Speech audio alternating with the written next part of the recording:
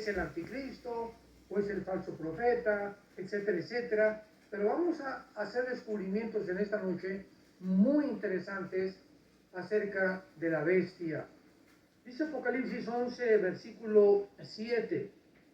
Está hablando de, como referencia, como antecedente de los dos testigos que se van a levantar en la tribulación para poder dar testimonio de la gracia de Dios y que el anticristo los va a matar. Y dice la Biblia, Apocalipsis 11:7, cuando hayan acabado su testimonio, o sea, está hablando de los dos testigos, la bestia que sube, ¿de dónde? La bestia que sube del abismo.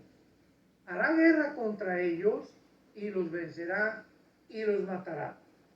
La primera pregunta que tenemos que incluir inmediatamente es, ¿acaso la bestia es el anticristo? Porque continuamente cuando la Biblia se refiere, lo vamos a ver en Apocalipsis 13, 17, la bestia que sube del mar, etcétera, etcétera, que se refiere al anticristo. Sin embargo, hay un cuestionamiento bastante delicado.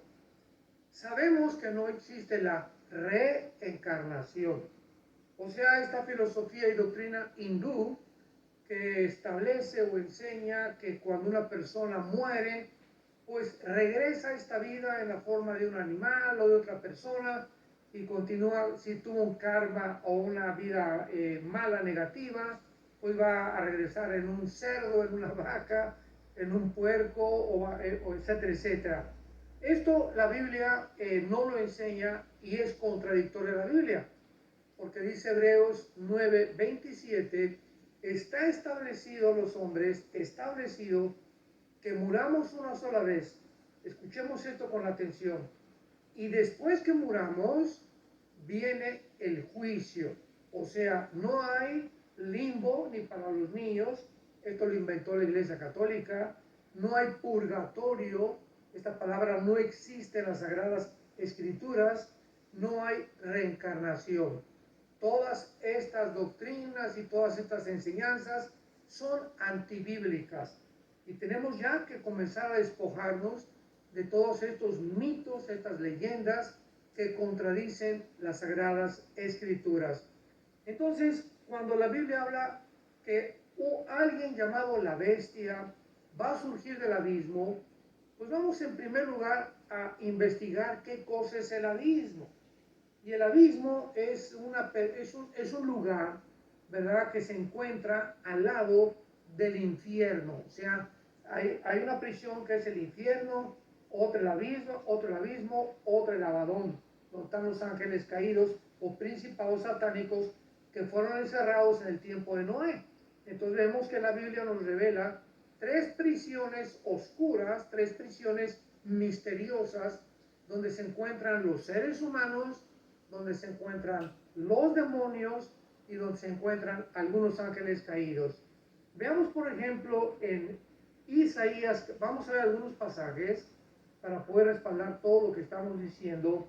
En Isaías 14, versículo 14 y 15, dice la Biblia hablando sobre la caída de Lucifer. Sobre las alturas de las nubes, Isaías 14, 14 y 15. Sobre las alturas de las nubes, es Lucifer hablando, subiré y seré semejante al Altísimo. Mas tú derribado eres hasta el Sheol, a los lados del abismo.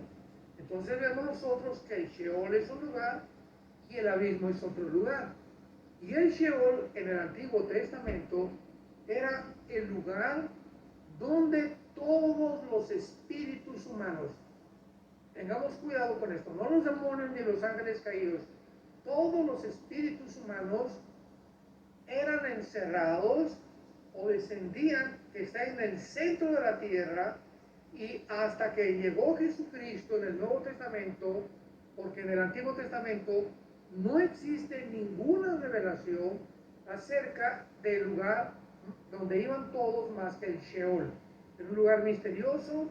Esta palabra en el hebreo significa el lugar de los muertos o el lugar de la sepultura. Hasta ahí quedó la cosa. Pero aparece Jesucristo y comienza a correr las cortinas acerca de estos lugares misteriosos en el Antiguo Testamento, no conocidos, inclusive actualmente, por los mismos judíos ortodoxos, estudiantes de la Torá, del Mishnah, etcétera, etcétera. Entonces Jesucristo en el Evangelio de Lucas cuenta una historia acerca de un hombre rico y de una persona que era casi un limosnero, que comía de las migajas que aventaban fuera del palacio.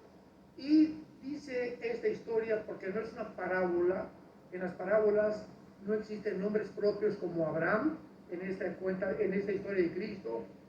Y Cristo dice que cuando murieron estas dos personas, tanto el rico como el pobre, descendieron los dos al Sheol. Esta palabra Sheol, cuando se tradujo la Biblia del hebreo al griego, porque todo el Nuevo Testamento está escrito en el griego, esta palabra Sheol se transliteró, o hubo una transliteración del hebreo al griego, del Sheol a la palabra Gena, con G-H-E-N-A.